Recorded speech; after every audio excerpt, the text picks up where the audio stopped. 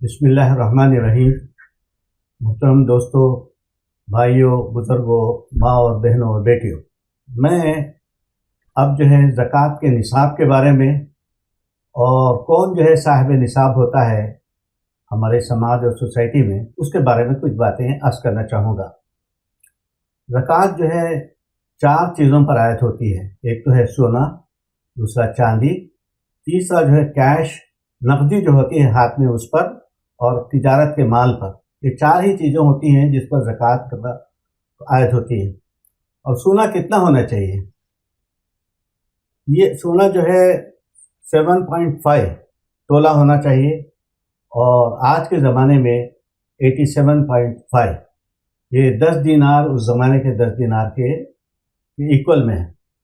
چاندی 52.200 درہم کے مقدار کی ہوتی تھی نبی کریم صلی اللہ علیہ وسلم کے زمانے میں، اور آج کے زمانے میں 52.5 تولہ، یا گرام میں اگر کہیں تو 612 ساڑھے 12 گرام اس کا ہوتا ہے۔ یہ ہم صرف اندازہ نہیں کریں گے، زکوٰۃ کے لیے ہم کو باقاعدہ حساب کتاب کرنا پڑے گا۔ آج کے زمانے میں سونے کی قیمت کیا ہے، چاندی کی قیمت کیا ہے، اور اس کو لگا کے ہم بات کریں گے۔ بہت سارے لوگ اندازہ نہیں سب ساری چیزیں کر لیتے ہیں، ایسا اندازہ نہیں ہونا چاہیے۔ پھر کیش کتنا ہے، آپ کے پاس رقم کتنی ہے، اگر آپ کے پاس باہر کا پیسہ ہے یا دوسرے ممالک کا پیسہ ہے تو اس سب نقدی کو ہم جمع کریں گے۔ اور پھر مال تجارت ہے، تجارت کا مال ہے جسے آپ خرید کر بیچنے کے لیے رکھے ہوئے ہیں، بیچنے کے لیے، ان سارے مال تجارت پر زکوٰۃ عائد ہوتی ہے۔ اور اس کے لیے 1 سال قمری مہینہ کا پورا ہونا ضروری ہے۔ مثال کے طور پر آپ دیکھ لیجئے کہ آج ہم دیکھتے ہیں کہ یہ شعبان کا مہینہ ہے۔ شعبان کے مہینے کو 20 تاریخ کی شعبان کو آپ کے پاس آپ صاحب نصاب ہو گئے، آپ کے پاس 7.5 تولہ سونا ہے، یا 52.5 تولہ چاندی آ گئی ہے، تو آپ صاحب نصاب ہو گئے۔ ہم دیکھیں گے کہ آئندہ 1 سال کے بعد اسی دن اگر آپ کے پاس اس سے یا اس سے زیادہ مال ہوگا تو آپ صاحب نصاب قرار دیں گے۔ درمیان میں آپ کے پاس کم بھی ہو سکتا ہے، زیادہ بھی ہو سکتا ہے، لیکن 1 سال کے دوران میں آج کا 1 سال پہلے آج کے جو تاریخ ہے وہ تاریخ اور آج کی تاریخ میں جو صاحب نصاب ہونے کے حیثیت سے جو مقدار ہوتی ہے چاندی اور سونے میں، اگر وہ آپ کے پاس ہو تو آپ صاحب نصاب ہوتے ہیں۔ یہاں شمسی مہینے کا یہ جو سولار ایئر ہوتا ہے 365 ڈیز کا یہاں نہیں ہوتا، بلکہ اسلامی کیلنڈر جو ہوتا ہے، جو لونر کیلنڈر ہوتا ہے، اس میں 12 دن کم ہوتے ہیں۔ تو اس لیے ہم جیسے روزے کے لیے ہم چاند دیکھ کے روزہ رکھتے شروع کرتے ہیں، چاند دیکھ کے ہم روزہ ختم کرتے ہیں، اسی طرح زکوٰۃ کا معاملہ بھی ہے کہ آپ قمری مہینے کی ایک تاریخ کو مقرر کرتے ہیں جب ہم میں سے کوئی صاحب نصاب ہوتا ہے، اور پھر 1 سال کے بعد ٹھیک اسی سال اسی دن وہ دیکھتا ہے کہ وہ کیا آپ بھی صاحب نصاب ہے، تو اس پر زکوٰۃ کا یہ عائد ہوتا ہے۔ اور پھر دوسری بات اسٹاکس، آج کے زمانے میں ہم دیکھتے ہیں کہ اسٹاکس ہوتا ہے جس پر لوگ انویسٹ بھی کرتے ہیں، بعض جو خرید و فروخت بھی کرتے ہیں۔ جو اسٹاک آپ خرید و فروخت کرتے ہیں وہ مال تجارت کی طرح ہے کہ آپ اس پر بھی زکوٰۃ عائد ہوتی ہے۔ لیکن جو انویسٹ کرتے ہیں تو انویسٹ میں جو ڈیویڈنڈ ملتا ہے، جو نفع ملتا ہے، اس پر زکوٰۃ عائد ہوتی ہے۔ اس لیے ہم دیکھتے ہیں کہ آج کے زمانے میں بہت کمپلیکیٹڈ ہے، اسیٹس کیا ہے، مال تجارت کیا ہے، نقد کیا ہے، یہ کمپلیکیٹڈ پرانے زمانے کی طرح سونا اور چاندی کا مسئلہ نہیں ہے، بلکہ اسٹاکس ہے، پھر بہت ساری وینچر کیپٹل ہم کرتے ہیں، مختلف آرٹیکلس ہم کرتے ہیں۔ تو اس لیے ہم ضروری سمجھتے ہیں کہ آج کے زمانے میں ہمارا ہر زکوٰۃ کے یونٹ میں ایک اچھا عالم دین بھی ہو، جو معیشت کو جانتا ہو، مارکیٹ کو جانتا ہو۔ اور اسی لیے ہم دیکھتے ہیں کہ جو لوگ معیشت سے ڈیل کرتے ہیں، امام ابو حنیفہ کے لحاظ سے لوگ وہ دیکھتے ہیں کہ یہ لوگ مارکیٹ کو جانتے ہی نہیں جانتے۔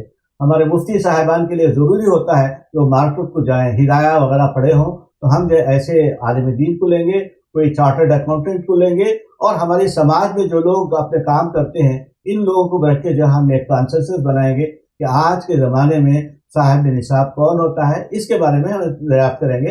یہ کوئی اپنے طور پر اندازہ کر کے لوگ جیسے دیتے ہیں آج کے زمانے میں چند کلو چاول، چند گز کپڑے یا چند 100 روپے دیتے ہیں، ایسا نہیں ہے، بلکہ ہم اندازہ نہیں کریں گے، بلکہ اس کو کیلکولیٹ کریں گے، اور کیلکولیٹ کرنے کے بعد اس میں زکوٰۃ نکالیں گے۔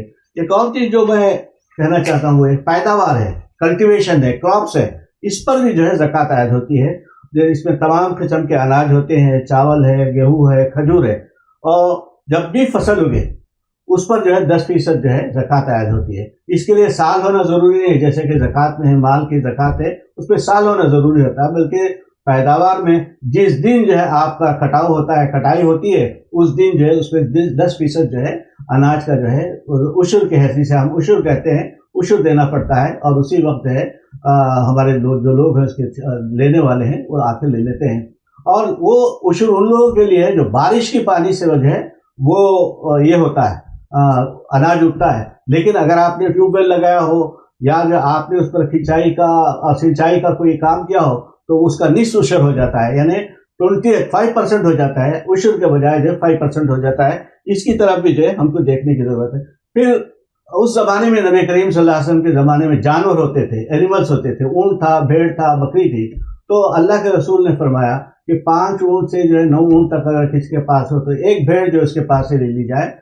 उम्मुल हुमा होते थे उस ज़माने में जो एनिमल्स को देखभाल करते हैं, तो वहाँ जाके उससे करते थे। अगर 40 भेड़ या बकरी हो जाए तो एक बकरी ले ली जाती थी। तो ये जो है ज़कात का निज़ाम है जो कहते हैं हम जो सोने के लिए, चांदी के लिए और फिर पैदावार के लिए जो है वो क्या होता है, और फिर हम देखते हैं कि एनिमल्स के लिए क्या हो। ये चंद बातें हैं, ये इसलिए कि बहुत ज़माने से जब हमने ज़कात पर कोई काम नहीं किया है तो इसके लिए नई बहसें शुरू होनी चाहिए, दिलचस्पी का आगाज़ होना चाहिए, और इस तरीके से हम अच्छे मामले पर पहुंच सकते हैं। एक और बात जो मैं इसके साथ कहना चाहूँगा वो ये है, अल्लाह के रसूल ने फरमाया कि अगर ज़कात का माल जो है हमारे पूरे माल में मिल जाता है तो पूरे माल को जो है वो गंदा कर देता है, और इस पर जो है अल्लाह ताला जो है इस पर वो तबाह हो जाता है। जिस माल में ज़कात का माल जमा हो जाता है वो माल तबाह हो जाता है। आइए कि हम जो है ज़कात के निसाब के बारे में जाने, साहिब निसाब क्या है। ये अब शाह वलीउल्लाह रहमतुल्लाह अलैह कहते हैं कि साहिब निसाब कौन होता है?